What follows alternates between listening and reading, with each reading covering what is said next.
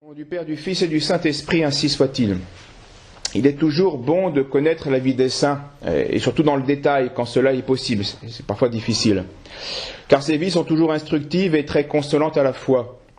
Surtout, comme le saint dont nous allons nous entretenir, quand sa vie, tout en ayant bien ce côté extraordinaire et héroïque, propre à tous les saints, a aussi un côté très humain, avec cette fragilité propre à tous les hommes. Et c'est ce mélange qui est intéressant de contempler. Car le saint, avant d'être un saint, est aussi et avant tout un homme, avec les difficultés que nous connaissons. Le saint dont nous allons évoquer la vie, nous aidera particulièrement à mieux saisir ces problèmes classiques que nous rencontrons, qui sont fréquents chez ces chrétiens qui cherchent à se perfectionner, qui cherchent à faire la volonté du bon Dieu. Comment diriger sa volonté lorsqu'elle est malmenée par notre sensibilité. On constate très souvent ce conflit, sensibilité et volonté. Comment affermir notre foi face à la souffrance, qui est une épreuve pour la foi. Et comment concilier, de manière plus générale encore, notre sanctification puis notre vie tout ordinaire. Voilà ces trois problèmes très classiques, ce saint va nous y aider à mieux régler ces problèmes-là. Il s'appelle Pompilius Marie Pierotti. Il s'appelait son nom de baptême Dominique, mais il va devenir religieux et son nom de religion sera Pompilius Marie. Nous verrons pourquoi. Il est né en Italie, dans le royaume de Naples, le 29 septembre 1710, près de 300 ans. Donc dans l'archidiocèse de Bénévent. C'est à 200 km au sud de Rome, au milieu. Il a été baptisé le jour suivant sa naissance, à la collégiale, et il a reçu le nom de Dominique, et remarquez-le bien, il a été confirmé à l'âge de 4 ans. Comme quoi, il y a un ordre, et il n'y a pas besoin d'attendre très longtemps pour cela.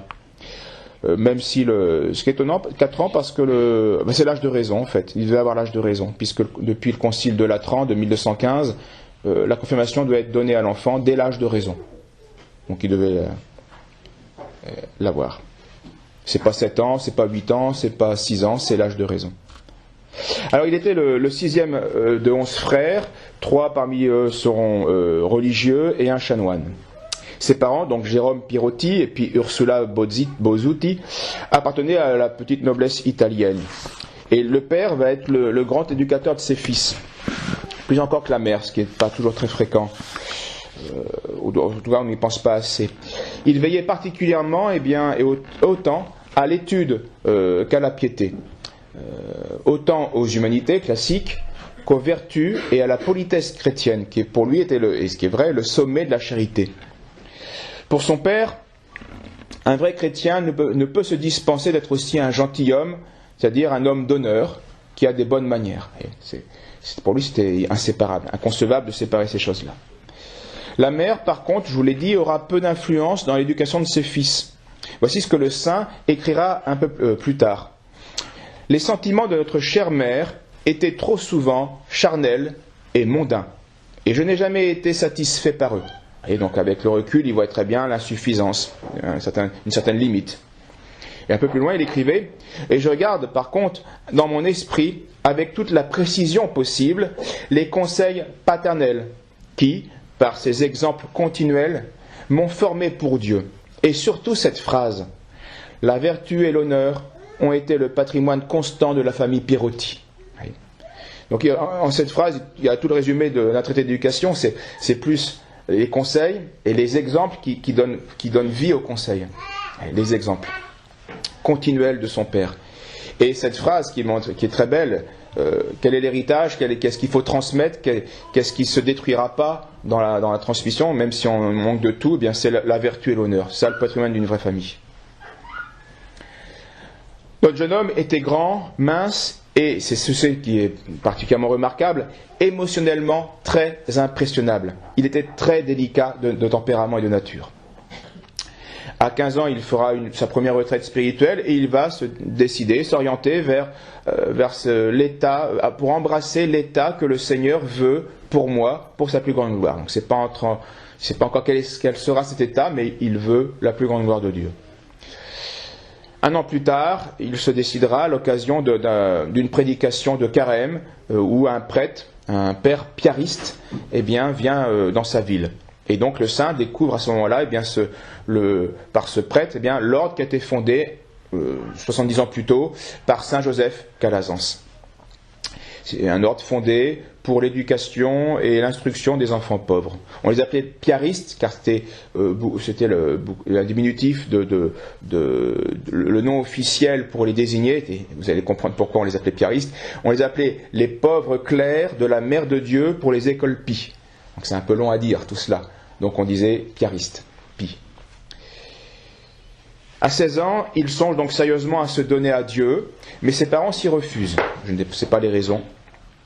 Son dictateur Dominique, donc pour l'instant, envoie son directeur spirituel pour essayer de convaincre ses parents de le laisser servir Dieu. Mais il n'y arrive pas. Alors, Dominique se décide lui-même, le 9 mai 1726, de s'enfuir de chez lui. C'est rare, mais ça arrive. C'est délicat, évidemment. Et il va laisser aux siens une lettre de consolation en expliquant qu'il va à Bénévent afin de prendre la soutane chez les piaristes pour, dit-il, rendre hommage au Seigneur. Alors la famille, et surtout la mère, est consternée. Elle fera tout ce qu'elle peut pour faire revenir l'enfant à la maison, mais ce sera en vain. Il continue donc son chemin. À Bénévent, il va être envoyé à Naples, un an après sa fuite, et là il va prendre la soutane. À Naples. Nous sommes au milieu du XVIIIe siècle, enfin début du XVIIIe siècle, et au milieu du XVIIIe siècle, la ville de Naples comptait 300 000 personnes, c'est une grande ville, et surtout 12 000 membres du clergé.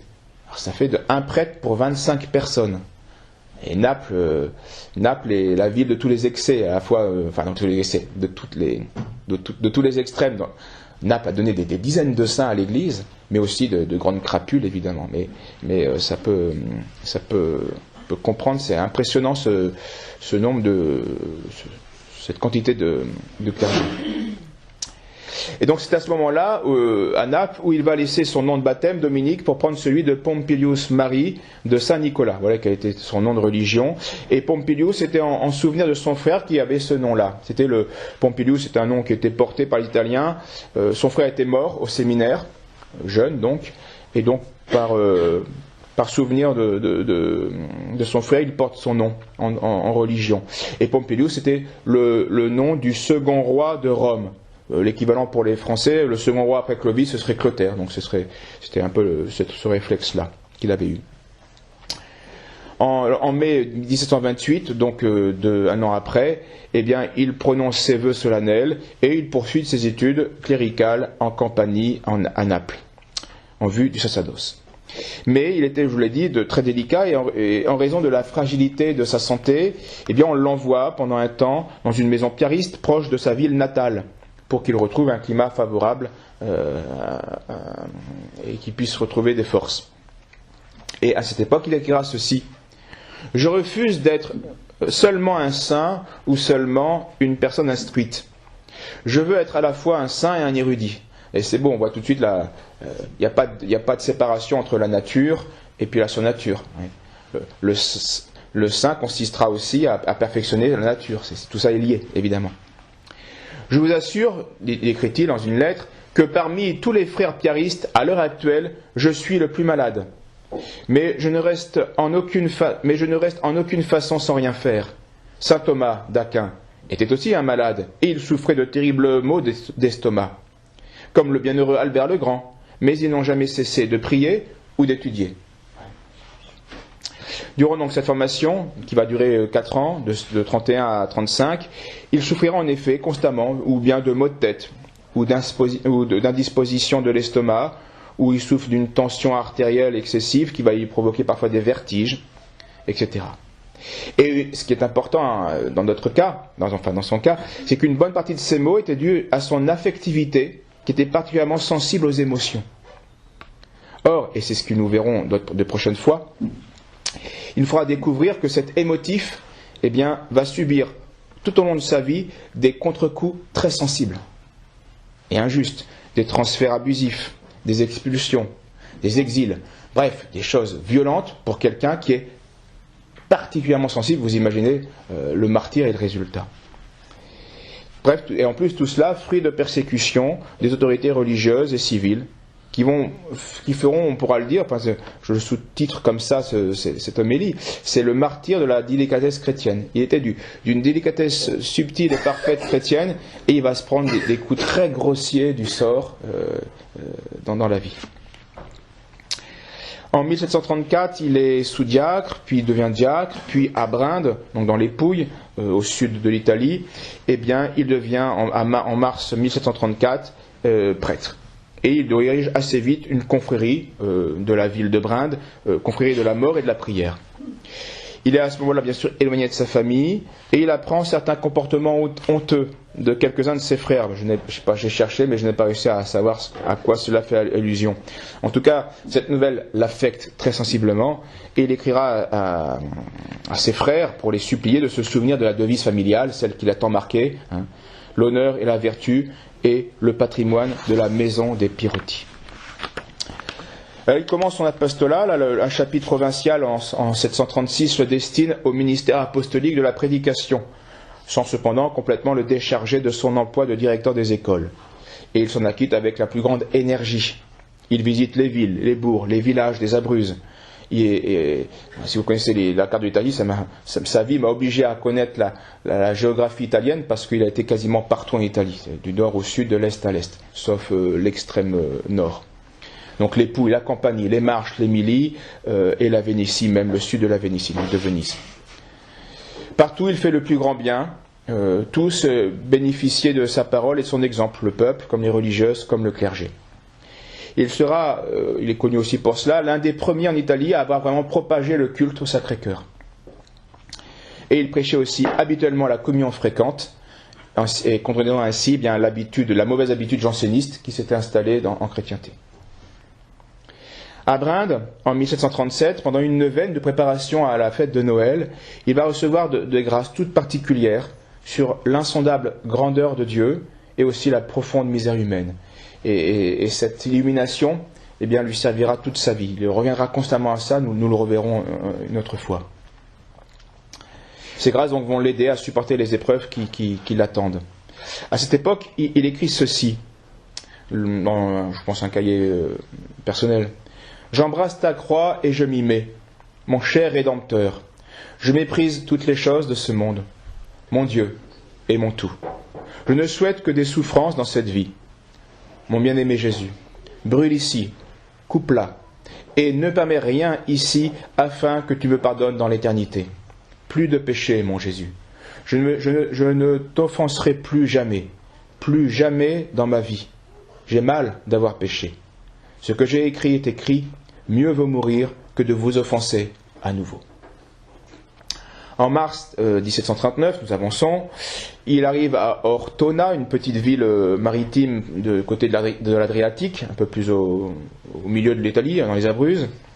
Et là, il est nommé professeur diocésain. Et il va s'occuper de petits séminaristes. Et il écrit ceci en août au Père général. « Nous souffrons ici les douleurs les plus terribles que vous puissiez imaginer. Exposés au murmure de tous, parce que on faudrait faire l'histoire de l'ordre, mais l'ordre a été assez persécuté, notamment par les jésuites qui voyaient comme des concurrents. C'est comme ça, la triste histoire des hommes. Donc, exposé au murmure de tous et dédié à la direction de certains jeunes séminaristes, dont la plupart d'entre eux sont indisciplinés. J'ai eu de fortes douleurs et des problèmes cardiaques en raison de ces conditions. Donc on voit toujours combien ces confrontations, cette difficulté de la vie, ou l'insolence de ces jeunes séminaristes, et puis aussi le scandale que ça donnait, eh bien le rendait malade. On va la voir, ça va être de pire en pire malheureusement, avec des hauts et des bas évidemment. Comme prêtre aussi, eh bien, il lutte contre les déviations religieuses de son temps, ce qui est le siècle des Lumières. Avec donc, principalement l'illuminisme, cette religion naturaliste, rationaliste, anticléricale, qui était répandue par la franc-maçonnerie. Le jansénisme, qui est cette corruption de l'esprit chrétien, avec une conception rigoriste de la vie chrétienne, sous prétexte de justice divine. Et puis, le quiétisme, qui lui va être un peu un excès, mais dans l'opposé. Au nom de la bonté divine, de la volonté de Dieu, eh bien, on va corrompre la vie chrétienne dans l'indolence, dans le laxisme. Notre saint, lui, brûlé d'un vrai feu, d'un vrai zèle missionnaire, il osera même écrire au pape pour lui demander que le pape le nomme, lui, prédicateur apostolique, tout simplement, afin d'être revêtu de l'autorité apostolique et de pouvoir aller de par le monde, disait-il, déclarer la guerre aux vices et procurer les remèdes aux âmes. Bon, le pape ne donnera pas suite, mais il fallait oser. Et il l'a osé non pas par orgueil, mais par zèle. Si je suis revêtu de l'autorité suprême, eh bien j'aurai beaucoup plus de force pour prêcher. Pie XI, qui va canoniser notre saint, eh bien précisé dans un des documents que ce saint était, comme beaucoup, plutôt admirable qu'imitable dans la pratique de la pénitence et des autres vertus. Et un seul exemple va vous le montrer. Un prêtre de Cézanne, qui était impressionné par sa prédication, invite le père piariste en mission dans sa propre ville, pour profiter de cela. Et après le dernier sermon du soir, Pompilius Marii, eh bien, va faire une procession de pénitence où lui-même se frappera avec une chaîne de fer. Donc c'est impressionnant, évidemment. Mais plus admirable qu'imitable. Il faut remarquer, pour conclure aujourd'hui, que ce saint, eh bien, en contredisant les erreurs de son temps, eh bien, s'est attiré la haine des gens qui étaient un but de ces erreurs, comme ceci est malheureusement logique. Son zèle pénitentiel, eh bien, lui vaudra la haine des rationalistes et la jalousie de certains chrétiens. Ce zèle qui était plus admirable qu'imitable lui vaudra aussi l'accusation de fanatisme. Oui, on peut le comprendre, une époque qui a perdu la foi ou qui la perd, oui, c'est choquant. Quelqu'un qui se frappe en public avec une chaîne de fer, même nous on serait choqués. Et même nous peut-être on dirait, mais c'est qui celui-là? C'est un fanatique. Donc vous voyez, c'est pas propre au XXIe siècle, c'est ça, au XVIIIe siècle, il y avait déjà ces réactions. D'autant plus que des gens lui baisaient facilement la main par vénération, ou même lui coupaient des morceaux de sa soutane. Heureusement que je ne suis pas un saint, parce que c'est vrai, ce serait assez désagréable de revoir une couture. Sa dévotion au Sacré-Cœur lui a attiré, et aussi sa prédication de la communion fréquente lui a valu la haine des jansénistes, qui étaient nombreux et puissants, jusqu'à certains évêques qui étaient un but de jansénisme. Et les problèmes viendront en partie de là. Et les jansénistes vont l'accuser de quiétisme. Prêcher comme ça la communion fréquente, c'est du quiétisme. Alors que lui-même ne pouvait pas être accusé de cela, puisqu'il confessait aussi la confession fréquente, pour justement être en état de, si jamais il y avait besoin. Bref, Pompilius Marii va être accusé de corrompre la foi chrétienne alors qu'il la défendait. Puisqu'on verra bien, il faudra attendre Saint Pie X. Pompilius attendre Saint Pie X pour que la communion fréquente soit remise à l'ordre du jour. C'était une évidence. Et les conditions pour communier, c'est l'état de grâce, et la pure intention. C'est pas la sainteté extraordinaire. Et cela nous montre aussi la misère des jugements des hommes. Voyez. À cette époque-là, comme toute époque, le jugement des hommes est très, très parcellaire et très décevant.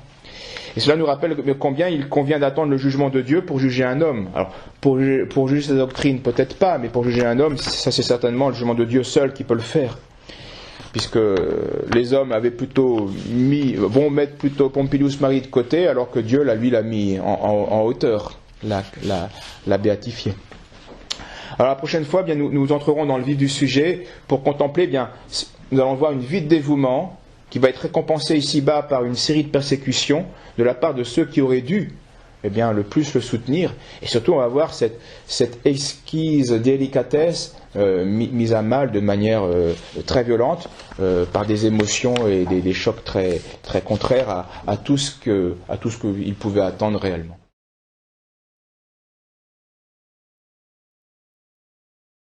Donc rentrons dans le vif du sujet et abordons surtout ces 20 années principales où il va subir de grandes persécutions. Il a 32 ans et on lui confie, donc toujours vers le sud de l'Italie, dans les Abruzzes, un ministère dans une école avec celui de la prédication et du confessionnal.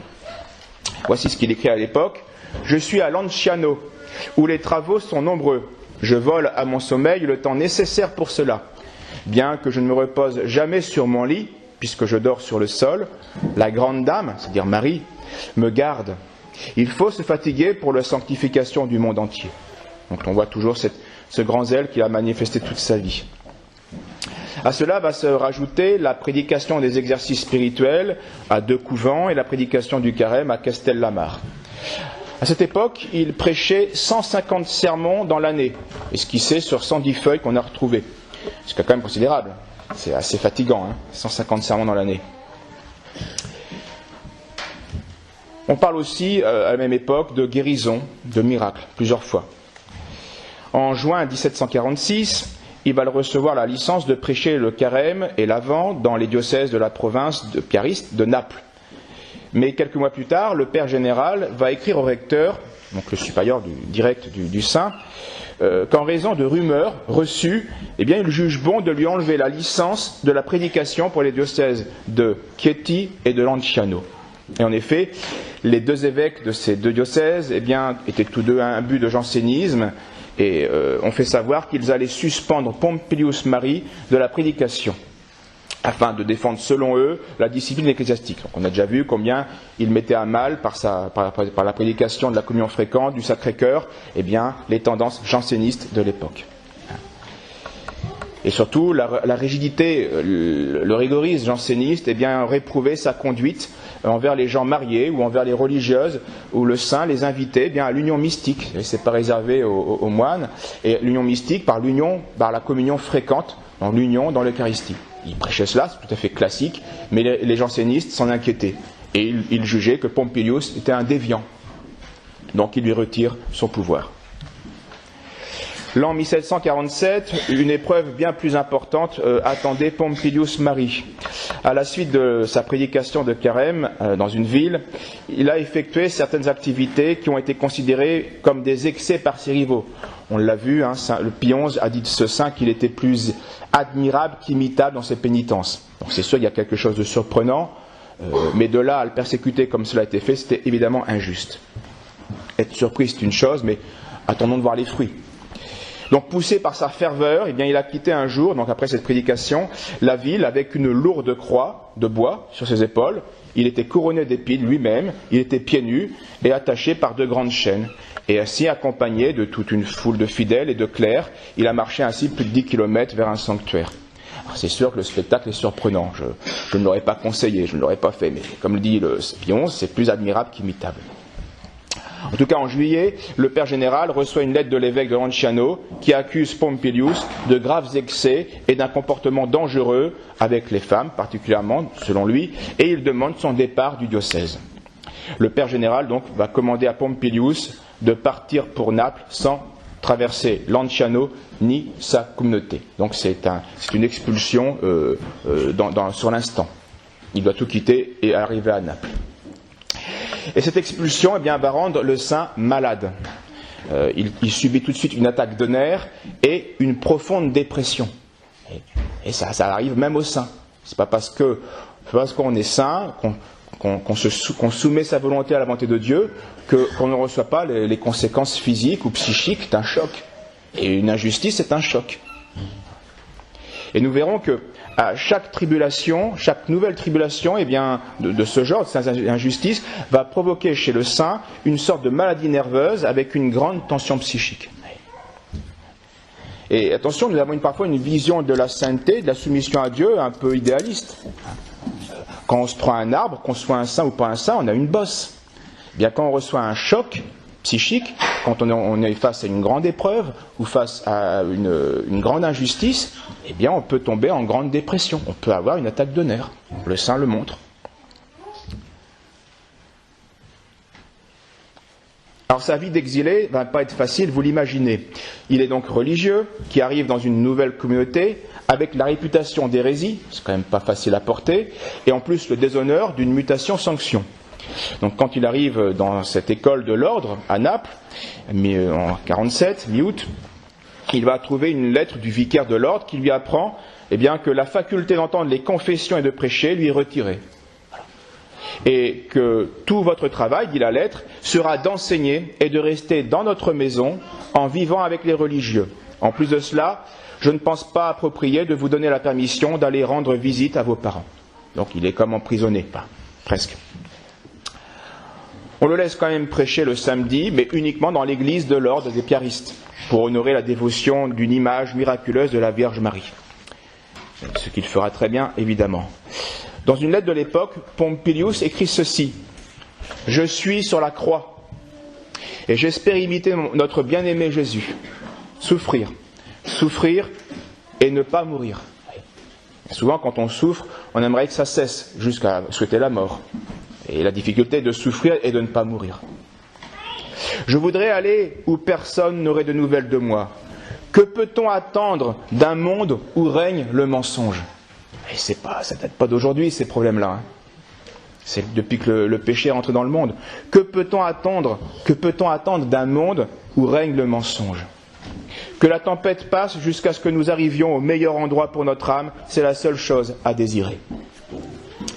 Et puis, surprise, un an plus tard, en 1748, le père général appelle Pompilius Mari à aller à Rome en tant que théologien consultant du cardinal d'York, un Anglais. Et ce qu'il fera fin du mois de septembre. Donc c'était plutôt un honneur, donc les choses semblaient s'arranger. Et puis février 49, le père général lui permet même de prêcher de nouveau le carême dans une ville des Abruzzes, pas si loin de Lanciano où avait eu les problèmes. Donc cela signifiait presque une sorte de réhabilitation aux yeux de ses supérieurs. Et très vite, sur place, son travail, comme d'habitude, sa renommée de sainteté s'accroît, et de sorte que les gens de la ville viennent le toucher. On a vu même lui couper des morceaux de sa soutane, de ses vêtements. 2 ans plus tard, il fut même élu provincial, assistant provincial, donc c'est un poste plus important dans l'ordre, ce qui manifeste là aussi la confiance qui revenait. Mais son intransigeance évangélique, c'est pas facile de vivre avec un saint. On admire les saints, mais si on devait être à côté d'un saint, c'est pas toujours facile, il y a une exigence. Et donc là, son exigence évangélique fera qu'il lui sera impossible de rester longtemps à ce poste, et 2 ans plus tard, il en démissionne. 1754, on avance, les clercs des écoles Pie donc, vont créer une province dans les Pouilles, c'est-à-dire ce qu'on appelle le talon de la botte italienne, tout au sud.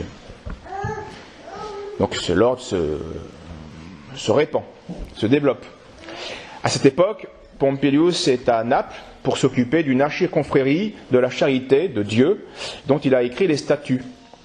Et à travers eux, on retrouve quelques aspects de ces conseils spirituels qui sont aujourd'hui classiques, mais qui à l'époque janséniste ne l'étaient pas. D'abord une fréquence des sacrements, avec la messe, la communion, une charité universelle, la puissance du bon exemple comme méthode apostolique de réforme sociale, et surtout le souvenir de l'éternité comme une réalité présente, et puis une union à toute l'Église dans nos actions. Donc pendant que Pompilius le Mari cherche l'approbation officielle de cette archiconfrérie, un autre saint lui aussi vit à Naples, il s'appelle saint Alphonse de Liguori, et lui il tente d'obtenir l'approbation de sa nouvelle congrégation, les Rédemptoristes. Donc un peu plus difficile qu'une archiconfrérie. Maintenant, arrivons à la grande épreuve du saint. Son apostolat à Naples, dans l'église du Caravage, où siégeait l'archiconfrérie, va être l'occasion d'une incroyable persécution à son encontre. Il va être la victime de la jalousie de 2 confrères, de 2 religieux du même ordre que lui, qui lui étaient opposés.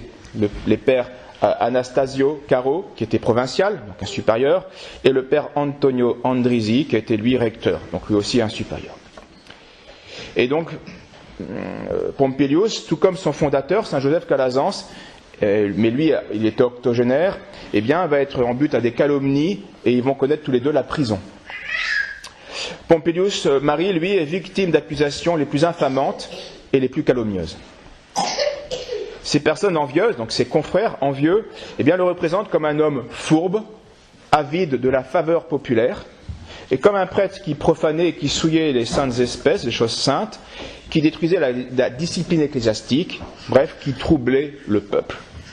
Ces imputations contraires à la vérité furent présentées avec tant de ruse, avec tant d'habileté, qu'elles vont trouver créance auprès du supérieur général de l'ordre, auprès de l'archevêque, qui est le cardinal Cersabé, et même jusqu'au roi de Naples, via son ministre Boncone. Alors le père Anastasio Valdon, lui, c'est lui qui le dénonce directement au père général, et comme faisant preuve d'un zèle désordonné et plein d'excentricité. On l'a vu, c'est vrai, il y a des originalités, Mais sont-elles de l'ordre de la folie de la croix, de la folie de la sainteté, ou de l'ordre de l'hérésie et du pervers? Tout était là. Donc le Père général donne alors l'ordre au Père de ne plus sortir en ville et de rester constamment dans la maison de la congrégation, de l'ordre. Cet ordre, bien sûr, on l'a vu, va le torturer de nouveau, nerveusement. Une crise de dépression le force à rester au lit. Le Père général est alors informé de l'état de santé du Père et en raison de sa maladie, eh bien, il faut user, dit-il, de toute la charité possible. Mais cette attention charitable ne change pas les ordres injustes qui ont été donnés. Il indique même qu'une dénonciation faite devant le cardinal aura pour conséquence son expulsion de Naples. Donc la cabale des pères Anastasio et Antonio eh bien, a réussi pleinement et en conséquence, Pompilius Mari est incarcéré dans une prison particulière avant de recevoir en effet l'ordre de quitter le royaume de Naples le 20 janvier 1759. On l'envoie à Chieti, donc dans ce diocèse où il avait déjà eu des problèmes, avec interdiction de prêcher et d'entendre les confessions. Il ne peut que célébrer la messe et seulement en privé. À Chieti, il reçoit de nombreuses visites des villes voisines, il écrit des lettres de direction spirituelle à différents monastères, puis ensuite on va un peu le balader. On l'affecte dans les Marches, donc au nord, à Ancône, et c'est à cette époque, aujourd'hui, des mutations, on prend l'avion, on prend le train, enfin c'est voilà, ça se fait assez facilement. Aujourd'hui, à l'époque, une mutation, c'est tu prends tes pieds et puis tu marches. Donc tu es muté à Ancône, c'est à 150 km, eh bien, vous y allez. Et partout sur son voyage, on assiste à peu près aux mêmes scènes, des gens se réunissent, lui demandent sa bénédiction, lui baisent les mains, lui baisent les pieds. Durant ce voyage, on évoque aussi des charismes de guérison, de discernement, de prophétie et même de miracles. Après un temps, on l'envoie encore plus au nord, à Lugo, près de Ravenne. Donc c'est de nouveau un voyage, 120 km. Là, il tombe malade, il doit s'arrêter dans une auberge, et on va lui voler tous ses vêtements et tout son argent. Il arrive quand même à Lugo, et là, enfin, il va trouver au repos, partager la vie de ses confrères piaristes, qui eux étaient vraiment édifiants, vraiment zélés. Ils s'occupaient des pauvres, ils vivaient pauvrement dans une fondation difficile. Et donc là, Pompilius retrouve une atmosphère bien qui lui convient, de sainteté. Et son ministère gagne chaque jour un peu plus de considération, et il fait beaucoup de bien dans cette paroisse. Avec la permission de l'évêque d'Imola, donc un diocèse près de Bologne, il se rend en Lombardie, donc encore plus au nord, près de Milan, pour donner des retraites spirituelles au clergé, aux religieuses, au peuple. Vous voyez, l'activité du saint, dès qu'elle était permise, eh bien, faisait le plus grand bien. Le zèle du saint est tel qu'en 1761, on peut dire que l'église des pères piaristes de Lugo est devenue le centre de spiritualité pour toute la ville. Et ce qui va provoquer de nouveau la jalousie, l'envie de certains confrères, mais de ce coup-ci, non pas de sa congrégation, mais d'autres congrégations de la ville. Allez, l'envie est un péché capital. Ça existe, ça fait du mal. Donc une nouvelle fois, donc, l'envie de deux religieux va troubler la tranquillité relative du saint qu'il goûtait à Lugo. L'un d'eux est le père Vivencio Cavalletti. Et ce qui sera très lourd de conséquences pour ce saint, eh bien, c'est qu'il est le représentant local de l'Inquisition. Donc là, on change de mesure. Il a donc un très grand pouvoir et il a une place très importante. Or, celui-ci accuse Pompilius Mari d'être purement et simplement un faux prophète. Alors, des notables de la ville, donc des laïcs, et puis la communauté piariste réagit, prend sa défense, et le premier coup va échouer. Mais quelques mois plus tard, le père Cavalletti a intercepté une lettre de Pompilius adressée à une religieuse, et il la juge douteuse, non seulement quant à la morale, mais aussi quant au dogme. Il envoie la lettre à l'évêque d'Imola, qui ordonne au supérieur de Pompilius de le retirer de Lugo, avant que l'évêque ne lui enlève lui-même la permission d'entendre les confessions. Donc maintenant, il va faire face à l'Inquisition. Le général donc s'exécute, obéit à l'évêque, c'est dans l'ordre des choses, sans donner aucune explication à Pompilius. C'est très angoissant et ça fait beaucoup souffrir de recevoir un ordre qui est violent, sans aucune justification, évidemment. Donc il est renvoyé à Ancône. Et il écrit à son nouveau recteur, donc le général écrit au recteur ceci: Pompilius n'entendra pas les confessions ni ne prêchera, qu'il n'ira visiter aucun monastère, et qu'il n'écrira pas de lettres de sa propre initiative, ni ne répondra à personne de la ville ou du diocèse d'Ancône. J'ajoute aussi que s'il reçoit des lettres de Lugo, il doit vous avertir. S'il s'agit de matière spirituelle, ascétique ou de conscience, il ne répondra pas. Ou s'il répondait, il ne pourrait le faire que d'une manière générale, disant au pénitent qu'il ne peut pas traiter ces questions par lettres. Je lui donne seulement la permission de confesser nos religieux. Une nouvelle fois, cette injustice rend le saint malade. Il écrit ceci: je vais à Ancône par pure obéissance. Donc là, c'est la pure volonté. Il n'y a rien qui... Bien que je ne me sente pas bien, parce que mes nerfs et mes viscères me font fortement souffrir, jour et nuit. Mais tout cela n'est pas assez pour mes péchés. Je ne connais pas la raison de mon transfert ordonné par le Père général. C'est pas bon. Cette maladie va quand même le bloquer 3 mois sur place. Le 4 mai, il peut enfin partir, et le 2 juillet, il est à Florence. Il rencontre là le provincial, donc un de ses supérieurs, qui le reçoit sans aucune considération. Et il manifestera ses impressions dans une lettre. Le provincial m'a rencontré comme s'il ne me connaissait pas. Les autres pères m'ont reçu, mais comme des juges sévères. Moi, je les aimerai, même s'ils sont impolis, parce que la politesse est toujours belle en toutes circonstances. Rien que cette phrase-là nous met dans la direction de la sainteté héroïque. La politesse est toujours belle en toutes circonstances.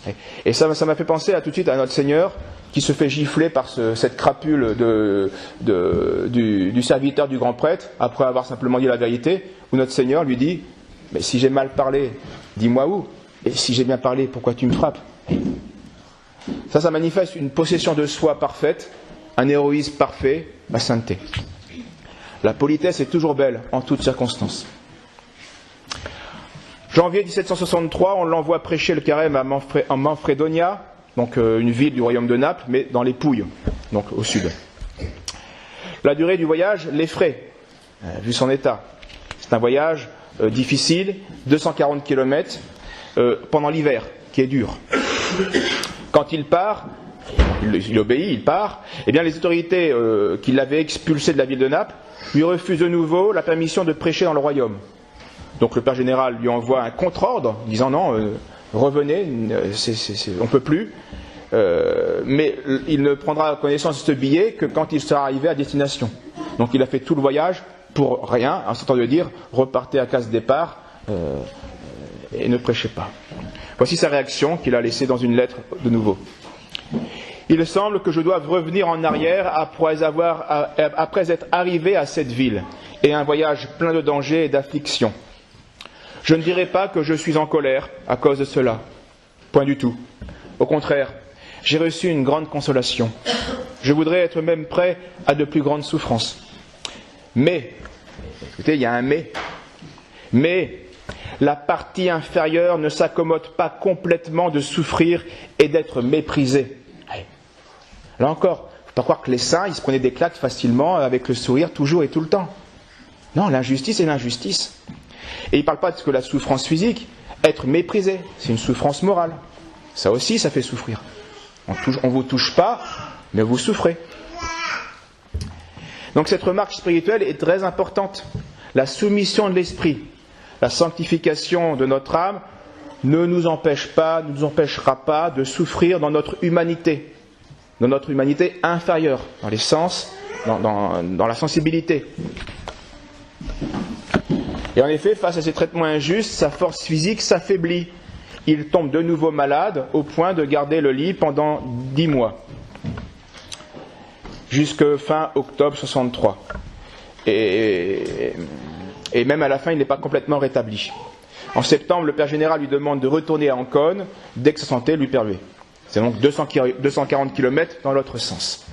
Et le saint écrit ceci: Dieu a voulu me garder dans un état horrible, avec une fièvre continuelle et avec une telle intensité qu'ils m'ont mis en forme de squelette. Et si je vis, c'est par un vrai miracle. Dès que je verrai que je suis en condition de partir, je commencerai mon retour pour Ancône. J'ai peur des rivières et de la route qu'il faudra traverser. Mais je peux tout en celui qui me donne la grâce. Dieu, Dieu, Dieu et rien d'autre. Ce n'est que durant ce voyage de retour qu'une lettre du Père Général va lui donner la raison de tous ses ennuis depuis plusieurs mois. Certaines lettres, écrites par Général aux saints, certaines lettres que vous avez écrites à des religieuses sont tombées entre les mains de personnes imprudentes, pour ne rien dire d'autre, c'est-à-dire malveillantes. Et après qu'on les eut montrées à l'évêque, il fallut vous sortir de Lugo. Vous écrivez avec une telle simplicité, c'est-à-dire avec clarté, simplicité, que si on vous lit sans intelligence, eh bien des personnes peuvent mal interpréter vos conseils. J'ai alors passé un contrat avec le cardinal pour que vous n'assistiez au culte qu'en notre église. Vous n'aiderez aucun autre monastère, vous ne répondrez plus à aucune lettre de religieuse. Le voyage de retour donc est difficile, il se fait, et il affaiblit le Pompilius Mari. À son arrivée dans la communauté piariste, il est chargé de la sacristie, avec les aumônes que lui font ses dévots, eh bien il peut restaurer l'église, il prêche, il confesse dans l'église, il a le droit, il donne même une retraite spirituelle aux frères de l'ordre, et il aide d'école. À cette époque, il écrit à un confrère piariste qui vit à Rome ceci: Dieu, Dieu, Dieu. Appliquez-vous dans votre vie à nulle autre chose que de travailler et de vous fatiguer uniquement pour gagner Dieu dans l'éternité. Et ce conseil qu'il donne à un piariste, il est vrai pour tous. J'ai 10 ans et je travaille, je suis un jeune homme et je me prépare à une vie sociale, je suis père de famille, je suis prêtre, je suis tout. Cette phrase, c'est la phrase vraie pour toutes les créatures. Appliquez-vous à vous fatiguer uniquement pour gagner Dieu dans l'éternité. Laissons-nous aimer et aimons. Le seul bonheur authentique vient de l'accomplissement de la volonté divine. Jésus, mon époux bien-aimé, me réprimande souvent quand il me voit triste. Donc, parfois il est triste, ce saint. Quand il me voit triste et qu'il me dit « Pourquoi es-tu triste ?» C'est un psaume qui dit ça. Et je lui réponds souvent en me répondant aussi à moi-même. Mon esprit est prompt, mon bien-aimé, mais ma chair est faible. Et ça, c'est l'Écriture qui nous le dit. Donc là encore, c'est une remarque très importante.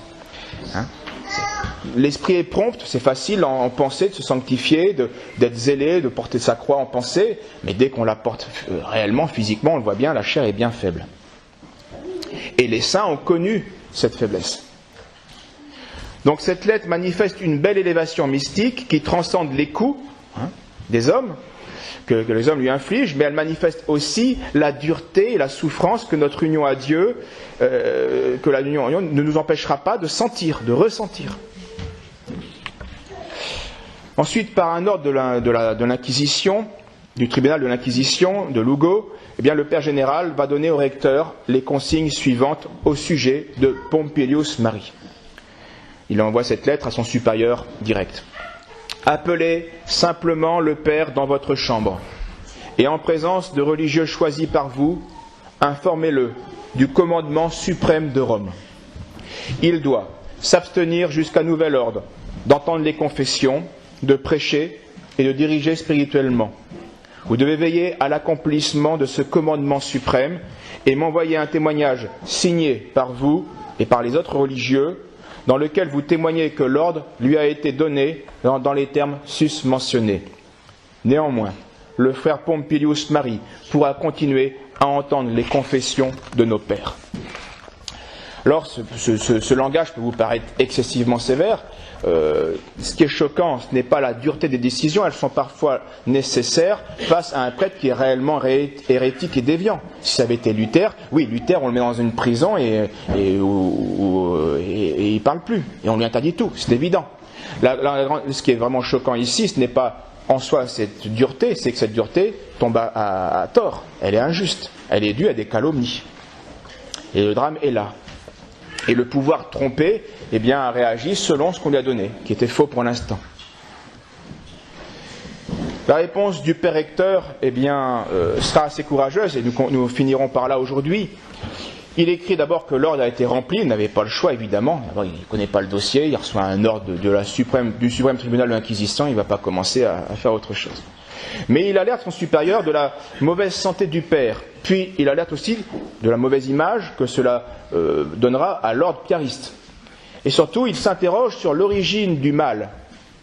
Parce qu'il voit quand même bien le père, il voit bien que ce n'est pas un hérétique, c'est pas un exalté. Donc d'où ça vient ce mal? Et surtout parce qu'il sait que l'inquisiteur lui-même, un autre inquisiteur, avait appelé 3 fois Pompilius Marie pour confesser des prisonniers. Donc si on fait appel à un prêtre pour ce ministère très délicat, c'est que l'inquisiteur avait confiance dans le père Pompilius. Pourquoi un autre inquisiteur? Sur quel renseignement il peut le mettre ainsi, dans cet état? Et il conclut, donc ce supérieur de Pompilius, il conclut son rapport par cette question. Pourquoi les bonnes personnes doivent-elles être persécutées? Et là encore, on voit qu'il n'y a rien de nouveau sous le soleil. 10 jours plus tard, ce même recteur écrit au général: le père est malade de convulsions depuis l'après-midi de l'Ascension. Ces convulsions sont telles qu'elles l'empêchent de parler. D'ailleurs, la maladie est de telle nature que depuis cet après-midi, il ne peut plus manger ni boire quoi que ce soit. Le matin, il descend à l'église pour la communion. Et là, il reçoit l'hôte divin. Et une fois nourri de l'Eucharistie, eh bien, nous le trouvons heureux. Voilà, ça apaise. L'union à Dieu. Il n'y a que ça dans la souffrance qui peut calmer la douleur. Et comment tout cela finira-t-il? Je ne le sais pas. Mais c'est ce que nous verrons, nous, la prochaine fois. Il lui reste 2 ans à vivre, mais pour l'instant et pour aujourd'hui, retenons que ces grands enseignements du Saint, la partie inférieure ne s'accommode pas complètement de souffrir, d'être méprisée. Dieu, Dieu, Dieu, pour gagner l'éternité. Et mon esprit est prompt, mais ma chair est faible.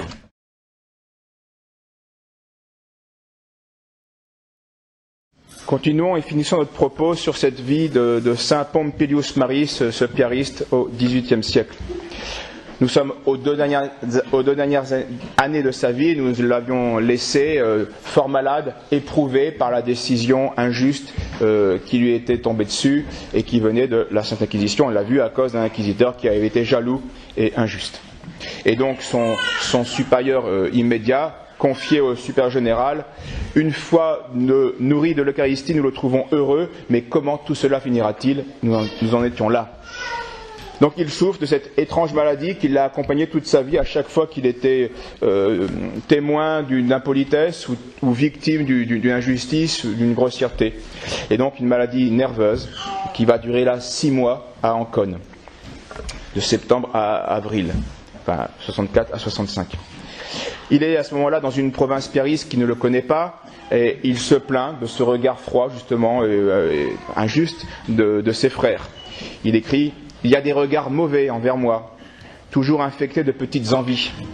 J'essaie de rester discret, de me comporter convenablement, d'être affable et de traiter tout le monde avec gentillesse. Vous voyez, et c'est intéressant de voir comment cette éducation donnée par son père sur le sens de l'honneur et le sens de la politesse, toute sa vie va être un des fondamentaux, une des références. Être affable, traiter le monde avec gentillesse. À son établissement, on l'envoie dans une autre maison piariste, tout au sud de l'Italie, dans la botte, dans le talon de la botte, dans les Pouilles, donc près de Lecce. Les autorités lui autorisent son retour dans le royaume de Naples, mais à la condition, disent-ils, qu'il ne réside pas dans la capitale, donc Naples, et que le gouverneur local envoie des rapports périodiques à son sujet. Donc on continue à se méfier de lui. Ce qui est quand même tout à fait extraordinaire. C'est un saint aux yeux de Dieu et pourtant on a peur de lui, on le considère comme quelqu'un à surveiller. Comme quoi le jugement de la terre, le jugement de Dieu est bien différent. Le 15 avril, son dernier voyage, Pompilius Marie donc quitte Ancône pour arriver à Campi, cette petite ville à 15 km de Lecce, donc au sud de l'Italie. Nous sommes en juillet 1765. Donc il a mis de nouveau 3 mois pour faire ces 300 km. Plus de 300 km. Il arrive et il va trouver une situation déplorable là où on l'a muté. Il constate dans la maison piariste maintenant qui est la sienne, eh bien un religieux aigri et inquiet est en train de détruire la maison qui avait été fondée, la maison de noviciat qui avait été fondée même par le fondateur de l'ordre, par saint Joseph Calazans. Ce religieux vient semer la discorde continuellement parmi les novices et il les invite même à signer, sans leur dire exactement ce qu'il va faire, un document dont ils ne connaissaient pas exactement le contenu, qui va être envoyé au roi de Naples, et qui était une accusation contre le maître des novices. Bref, la maison complètement divisée contre elle-même. Et donc elle était au bord de sa chute et de sa ruine. Voici quelques descriptions et détails que nous donne Pompilius Marie de la situation qu'il constate et de la maison dans laquelle il doit vivre. Ici, dit-il, la situation est absurde. Tout le monde est de mauvaise humeur. Les Prussiens combattent les Autrichiens, donc deux clans dans la maison. Ceux qui étaient les pro-prussiens, pro-allemands et pro-autrichiens. Les visages sont fermés, terribles. Il n'y a pas de concorde, ni d'harmonie religieuse. Les esprits sont obscurcis. Il y a peu de crainte de Dieu et beaucoup de mépris de l'observance et aucune bonne manière.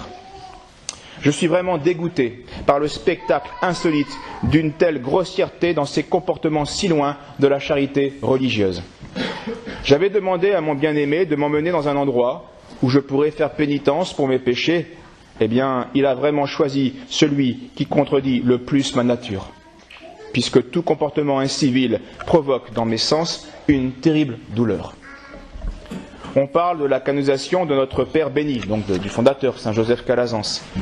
Je voudrais que les écoles Pie, c'est leur ordre, eh bien, je voudrais que les écoles Pie soient canonisées et que nous commencions à pratiquer la piété et non la grossièreté, la piété et non le mensonge, la piété et non l'orgueil et l'arrogance, la piété au service de Dieu et non l'esclavage, puisque le bien suprême veut être servi dans la joie et avec assurance et grâce.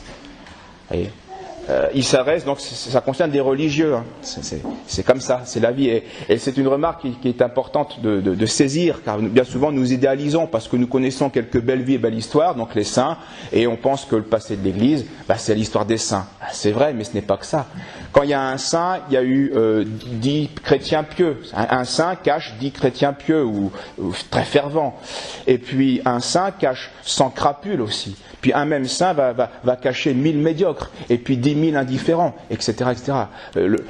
Attention, le saint existe, c'est une merveille de Dieu et un don de Dieu, il y en a beaucoup, mais il n'y a pas que ça dans l'histoire de l'Église, loin de là. Et l'histoire de ce saint le manifeste, évidemment.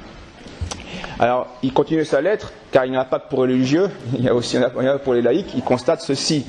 Les laïcs sont ici un groupe de coquins et de cochons. Donc apparemment, la situation est catastrophique. Voilà, c'est ça que ça veut dire.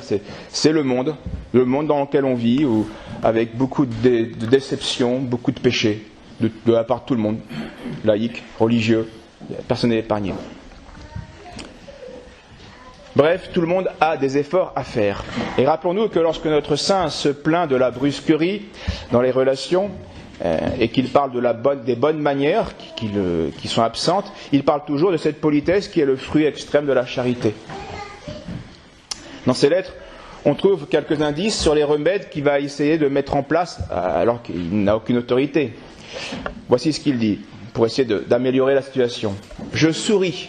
Donc au lieu d'avoir le visage fermé, tout le monde... Je souris. Un visage avenant. Et j'essaie de faire quelques plaisanteries. Si je devais rester à Campi, je porterais mon attention sur quelques points essentiels, dans la chapelle et la salle à manger, où l'on mange comme des cochons, puisqu'ils nourrissent les chiens et les chats en utilisant les mêmes plats que ceux utilisés pour les pères, etc. Alors on arrive en août 1765 et les supérieurs sont conscients de la situation chaotique de cette maison et on va muter celui qui pose problème et on va donc remplacer le recteur qui a démissionné en fait et on nomme comme supérieur de la maison notre saint Pompilius Marie qui se retrouve maintenant le chef de cette situation. Il va prendre particulièrement soin des novices bien sûr et voici donc ce qu'il écrit. Après quelques mois où il prend la situation en main, la situation a changé et il écrit ceci. Je vois que les choses changent. J'espère que tous les désordres seront bientôt supprimés afin de pouvoir donner le bon exemple au peuple. L'école est maintenant bien différente. Ils acceptent de me suivre parce que je les traite avec charité. Plus de visages fermés. Je les fais parler dans la salle à manger et pendant la récréation. Je surveille moi-même la cuisine et la salle à manger. S'il n'y avait pas les dépenses de la chapelle, pour lesquelles je fais de nouveaux bancs et un autel, eh bien je ferais aussi quelques réparations dans les salles de classe, mais je ne le peux pas pour l'instant. Je visiterai constamment les salles de classe, afin que les laïcs puissent voir que ce qu'est notre institut est aussi pour diriger au mieux les enseignants. Je vous rappelle, cet ordre était vraiment un ordre scolaire. 2 mois avant sa mort, donc après 1 an et demi de supériorat, où il a changé la situation, il écrit ceci. Maintenant, l'habit piariste, donc de son ordre, est honoré dans tout campi, et des actions de grâce montent vers le Seigneur pour le calme qui règne après la tempête. Tout se passe maintenant comme une horloge. Tout le poids de la maison est sur mes épaules. Ici à Campi, la paix est ressentie comme une douce brise après la tempête. Tout le monde remplit son devoir, les salles de classe sont nombreuses et je ne peux pas me plaindre des professeurs qui me voient en alerte à l'entrée de la classe. Allez, c'est comment la tête vient... le chef est important. Pendant ce temps, Pompilius reçoit toujours une lettre qui va profondément le choquer, le faire souffrir, ou d'un supérieur, où on lui a attribué des mauvaises intentions. Ce qui montre toujours là encore la limite des jugements humains. Voici sa réaction dans une lettre. Je ne peux pas m'imaginer comment il a été possible que notre bon frère, le procureur général, ait osé m'écrire, et sans aucun fondement, une lettre si terrible, dont on l'accusait de plusieurs mots. Les choses dont il m'accuse ne m'ont jamais traversé l'esprit, même pas en rêve. Je ne prétends pas devenir ni provincial, ni recteur, ni rien du tout, puisque je suis ici à Campi en tant que frère au service de la communauté.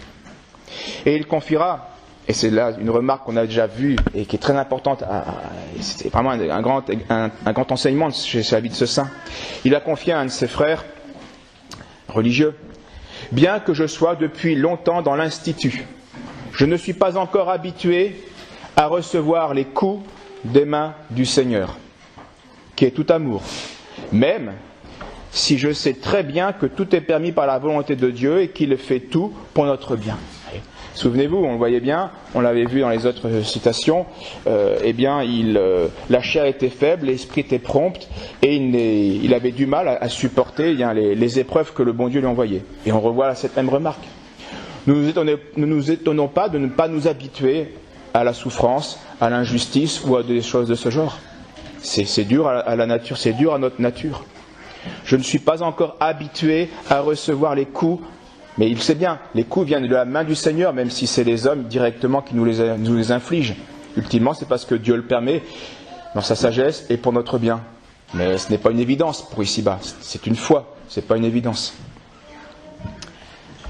La fin de sa vie sera marquée par une activité assez extraordinaire, surtout lors d'une terrible famine dans cette région, fin de l'année 65 et début 66. Des témoins rapportent que le saint mettait dans sa poche ou dans un petit sac un morceau de pain et qu'il allait rendre visite aux affamés pour partager ce pain. Et cela sans jamais en manquer. Il écrivait lui-même durant ses jours ceci. « L'année est très mauvaise et vous ne pouvez pas imaginer dans quelle situation sont tous les pauvres que j'aide d'une manière ou d'une autre en leur donnant du pain que l'on nous donne pour l'école et que je partage. Tout est vendu à un prix ici très élevé, trop cher, et il faut acheter de l'ail, du vin et des légumes à un prix très élevé. » Puis, après ces considérations, dans la même lettre, il s'élève vers Dieu en écrivant « Laissons de côté ce qui est pour nous une occasion de chute. Regardons seulement Dieu. Nous rencontrerons Dieu dans l'éternité. Dieu seul dans l'éternité. Tout vieillit ici-bas, mais Dieu ne vieillit jamais. Aimons donc Dieu et nous aurons tout. » Et cette lettre est très remarquable car elle manifeste le secret de tous les saints qui savent transcender les réalités tant terrestres, joyeuses et surtout douloureuses. Et remarquez-le bien, ils ne restent pas obnubilés, obsédés par ce qui est scandaleux, par ce qui est éprouvant, parce que c'est dangereux d'une certaine manière. Ça peut être occasion de chute, de trop regarder le mal. Et il le dit bien, laissons de côté ce qui est pour nous occasion de chute. Alors, et qu'est-ce qu'il faut faire? Fixer Dieu, l'éternité qui nous attend bienheureuse. Fixons Dieu. C'est ça qui va être remède, apaisement, source de santé. Il ne faut pas nier le mal, il faut parfois le traiter, mais il ne faut pas y rester accroché. 2 mois avant sa mort, donc, on voit cet homme qui est au sommet de sa vie mystique et qui sait aussi accorder, par fidélité à son devoir, eh bien, son attention aux détails de la vie, très, très, très profane, à l'économie de la maison. Il s'inquiète du manque de vin, du manque d'huile. Il est mystique, mais il regarde bien si les bouteilles sont pas vides. Il se plaint du prix des légumes. Il épargne de l'argent pour, autant que possible, pouvoir donner aux frères pendant Noël une quantité supplémentaire de vêtements, comme le demande l'ordre. Il fait cultiver des terres, malgré le manque de papiers légaux. Tant pis, on y va. Et il prend surtout du temps même pour mettre de l'ordre dans les archives, qui est un travail très ingrat, très caché. Mettre de l'ordre dans les archives, quand on est dans une situation comme ça, ça manifeste une grande énergie, un grand courage. C'est des détails, mais qui manifestent le bonhomme. Parce que c'est pas... alors, il disait que les archives étaient dans un désordre honteux. Donc ça devait être une belle pagaille, vu l'autre supérieur, on imagine. Mais enfin, assumer cette charge de rectification n'est pas un petit travail. Alors nous arrivons à ces derniers jours, et c'est le frère Antonio Marie Albenes qui a été le témoin de ces derniers jours, et laissons-lui la parole, ce sera le mieux. Le dimanche 13 juillet, après avoir célébré la messe et prêché au peuple, il est allé, Pompilius, au confessionnal. Mais j'étais averti qu'il s'y était évanoui. Alors nous l'avons emmené dans sa chambre, où il s'est assis sur une chaise, sans vouloir se reposer sur le lit. Lundi, il est allé avec moi à l'église pour recevoir l'Eucharistie. Il a reçu le Saint Viatique à 2h30.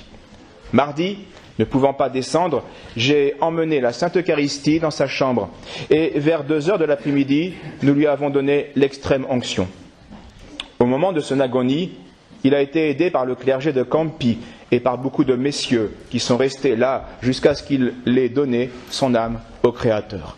Ce qui s'est produit au coucher du soleil. Il est mort, assis sur sa malle, sa grosse valise. Il s'était dévoué sans compter durant sa vie apostolique. Sa maladie n'était pas connue des autres pères de la communauté, bien qu'il en souffrît déjà depuis 13 jours. Il se levait le matin avec la fièvre qu'il gardait jusqu'au soir. Il célébrait sa messe et prêchait. Après cela, inlassablement, il s'asseyait au confessionnal, distribuait l'Eucharistie jusqu'à midi. Et au déjeuner, il venait à la salle à manger et il lisait. Au cours de la matinée, il répondait aux lettres qu'il recevait, exposait le Saint-Sacrement pour l'adoration du peuple, et il faisait des méditations et des entretiens, accompagnés de la prière du rosaire. Dans l'après-midi, il assistait à la prière de la communauté et au souper, bien qu'il fût dans la salle à manger, il ne prenait rien. Durant sa vie, je vous l'avais plusieurs fois évoqué, de nombreux miracles lui ont été attribués, surtout des intuitions au confessionnal, des guérisons même à distance, des visions de choses cachées, de la prophétie, des guérisons, des multiplications de vivres, on l'a vu. Mais le plus étonnant, évidemment, reste dans sa vie, le plus grand miracle, c'est sa propre vie. Il est donc décédé le 15 juillet 1766 à l'âge de 56 ans. Une foule considérable, venue des villages voisins, des communautés voisines, va contempler le corps du défunt. Et pour donner satisfaction à la piété du peuple, son corps va rester exposé plus de 2 jours à l'église. Chaque visiteur s'efforçait alors d'emporter une parcelle de ses habits ou quelques cheveux du serviteur de Dieu. Alors quand on se rendit compte de cela, bien sûr, on va s'y opposer, on va rendre les choses plus difficiles, et la foule, ne pouvant plus avoir accès au corps, va se consoler sur son confessionnal, qu'elle va mettre en pièces, tout le bois va éclater, ils vont piller le confessionnal pour avoir un souvenir de ce saint. On est en Italie, du sud. Il est enterré de nuit dans l'église qu'il desservait, et il a été béatifié par Léon XIII, puis canonisé par Pie XI. À la suite de 2 miracles, survenus l'un à Naples en 1891 et l'autre en Espagne en 1892. Le premier, c'était une guérison brusque d'un cancer du sein, et le deuxième miracle, celle d'une infection morbide au poumon.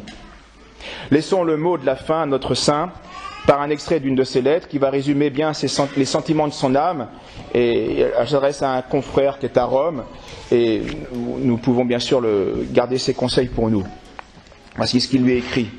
Sois un saint, sois un vrai fils du grand Calazans, c'est-à-dire de mœurs paisibles, humbles, modestes. Ne nous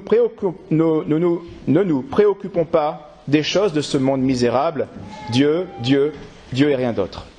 Soyez modestes, ne soyez pas curieux, ne vous inquiétez pas de la grandeur romaine. Prenez soin de méditer sur l'éternité. Pensons à l'éternité, et ainsi nous aimerons Dieu. Nous, religieux, nous pensons très peu à l'éternité. Nous devons le reconnaître à notre honte. Alors je vous laisse vous-même changer le mot religieux par chrétien, et moi je le change en mettant le mot prêtre. Nous, religieux, nous pensons très peu à l'éternité. Nous devons le reconnaître avec honte, car souvent les religieux ne cherchent pas Dieu, mais chacun se cherche et travaille pour lui-même. Nous ne cherchons pas l'honneur de Dieu, ni celui de la vertu, mais nous recherchons nos propres avantages. De là vient le relâchement des maisons religieuses. Tenez-vous à l'écart des ruses du diable, qui essaie de nous éloigner de la prière. Or, sans elle, l'édifice spirituel s'effondre et toutes les vertus s'éteignent, comme une plante s'assèche, à moins que nous l'arrosions au bon moment. Prenez grand soin de devenir un saint, mais selon les voies choisies par Jésus. Ne cherchez jamais d'autres moyens. Jésus, dans le Saint-Sacrement, peut devenir votre médicament, qui vous gardera toujours l'âme et le corps. Ne vous découragez jamais. Essayez seulement de plaire à Dieu. Implorez fréquemment l'aide de la Vierge Marie et priez-le avec simplicité. Gardez toujours une bonne humeur puisque vous travaillez pour l'éternité. Au nom du Père, du Fils et du Saint-Esprit, ainsi soit-il.